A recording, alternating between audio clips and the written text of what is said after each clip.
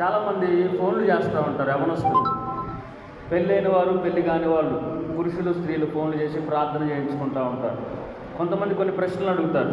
ఏమనంటే, అన్నయ్య నేను ఉపవాసం ఎన్ని రోజులు చేయాలి, ఉపవాసం ఎన్ని గంటలు చేయాలి, ఎప్పుడెప్పుడు తినాలి అని అడుగుతూ ఉంటారు. బైబిల్లో ఎక్కడ రాయవల్ల నువ్వు పలానా రోజు నుంచి పలానా రోజు వరకే చెయ్యి. కొంతమంది సేవకులు చెప్తారు 7 మంగళవారాలు చేయి, బైబిల్లో ఏడా లేదు. 7 శుక్రవారాలు చేయి, బైబిల్లో ఏడా లేదు. అంటే ఒక వారానికి ఒక రోజుకి పరిమితం కాదు. హల్లెలూయా. బైబిల్లో ఎక్కడ 3 రోజులే చేయాలి, 7 రోజులే చేయాలి, లేదా 21 రోజులే చేయాలి అని పర్టికులర్గా దేవుడు ఉపవాసానికి ఒక నిబంధన అనేది పెట్టల. నువ్వు ఎప్పుడైనా చేయొచ్చు. స్తోత్రం కలుగునుగాక. హల్లెలూయా. అడుగుతూ ఉంటారు చాలామంది. అయితే నేను చెప్తా ఉంటా, నా అనుభవంలో నుంచి ఉపవాసం ఎలా చేయాలి, నేను ఎలా చేశానని చెప్తా ఉంటా.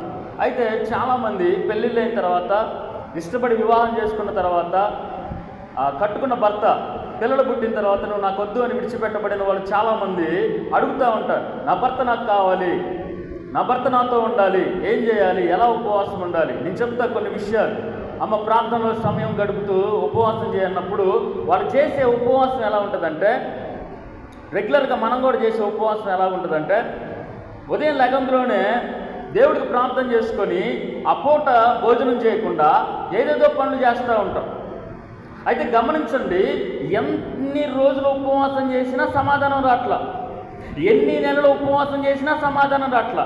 అన్నం మానేసామా, మానేసాం. ప్రార్థన చేస్తున్నామా, చేస్తున్నాం. మరి ఎందుకని సమాధానం రాట్లా? చదువుకునే పిల్లలు ఫోన్ చేస్తూ ఉంటారు, ఉద్యోగం కావాలి, ప్రభుత్వ ఉద్యోగం మేము సంపాదించుకోవాలి, ఎగ్జామ్స్కి మేము ప్రిపేర్ అవుతున్నామని ఫోన్ చేస్తూ ఉంటారు. వాళ్ళు కూడా ఉపవాసం ఉంటూ ఎలా చేయాలని అడుగుతూ ఉంటారు. చాలామంది చదువుకునే పిల్లలు ఎగ్జామ్స్ రాస్తూ ఫోన్ చేస్తూ ఉంటారు, మేము ఉన్నతమైన చదువులు చదువుకోవాలి, ఉపవాసం చేస్తున్నాం, ఎలా చేయాలన్నా అని ఫోన్లు చేస్తూ ఉంటారు. అయితే ఉపవాసం ఇలా చేయండి అన్నప్పుడు వాళ్ళు కూడా ఉపవాసాన్ని ప్రతిష్ఠించుకొని ఉదయం ప్రార్థన చేస్తారు, సాయంత్రం ప్రార్థన చేస్తారు, మధ్యాహ్నం మధ్యలో భోజనం బంద్ చేస్తారు. కానీ కార్యాలు జరుగుతున్నాయా? జరగట్లా. ఉపవాసం ఉంటున్నా కార్యాలు జరగట్లా.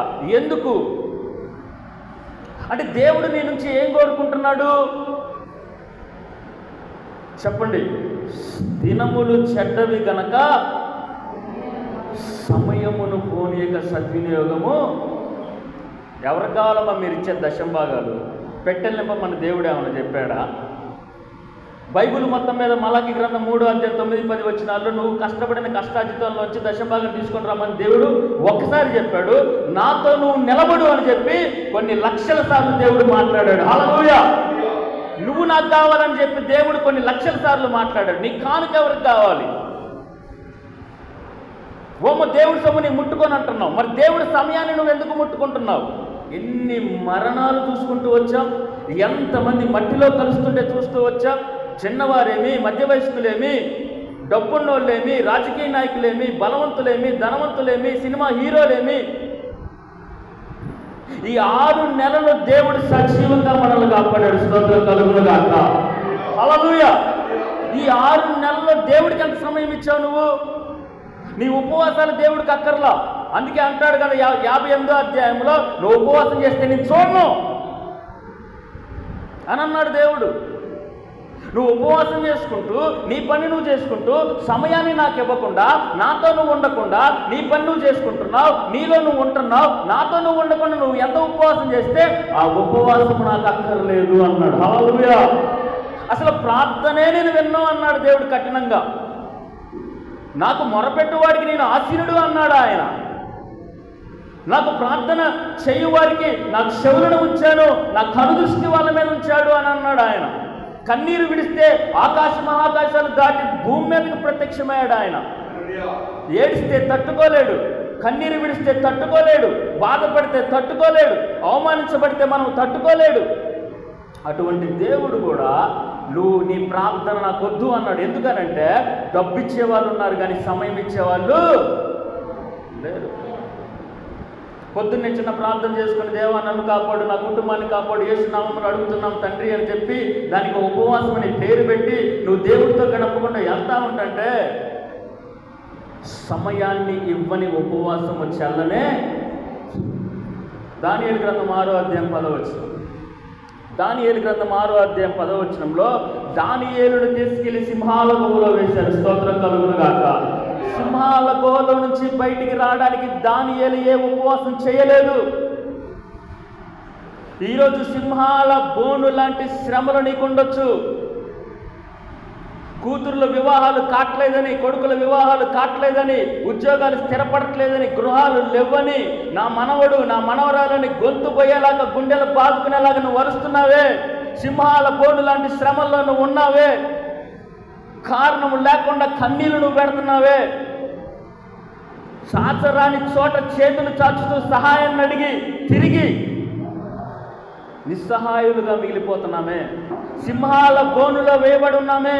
సింహాల బోనులోంచి నువ్వు బయటికి రావాలంటే ఉపవాసము కాదు, దేవుడితో సహవాసం కావాలి. స్తోత్రం కలుగును గాక.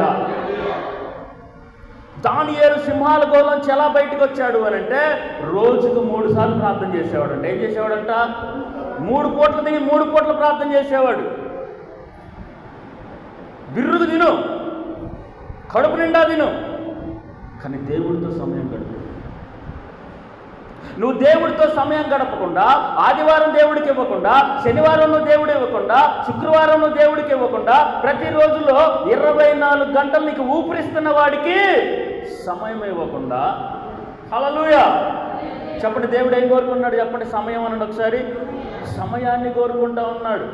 ఏమమ్మా, నువ్వు ఎంతగానో ప్రేమించి, నీ కూతురుని ప్రేమించి ఫోన్ చేసి, లేదా నీ కొడుకుని ప్రేమించి, తల్లులకి మగవాళ్ళు పుట్టుంటారు చూసారా, ఆ తల్లి కనుక ఎరా ఏం చేస్తున్నావు అని ఫోన్ చేస్తే ఆ పెట్టే నీ పనిలో ఉన్నా అని అంటే ఎంత బాధ ఉంటుంది?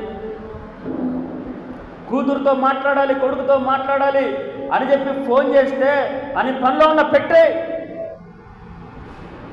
వాళ్ళు ఇచ్చే డబ్బు కాదుగా నువ్వు కోరుకునేది.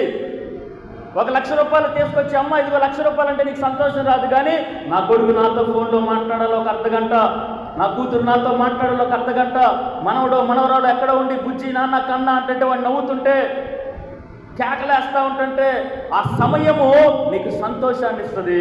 దేవుడితో నువ్వు గడిపే సమయము దేవుడికి సంతోషాన్ని ఇస్తుంది. హల్లెలూయా.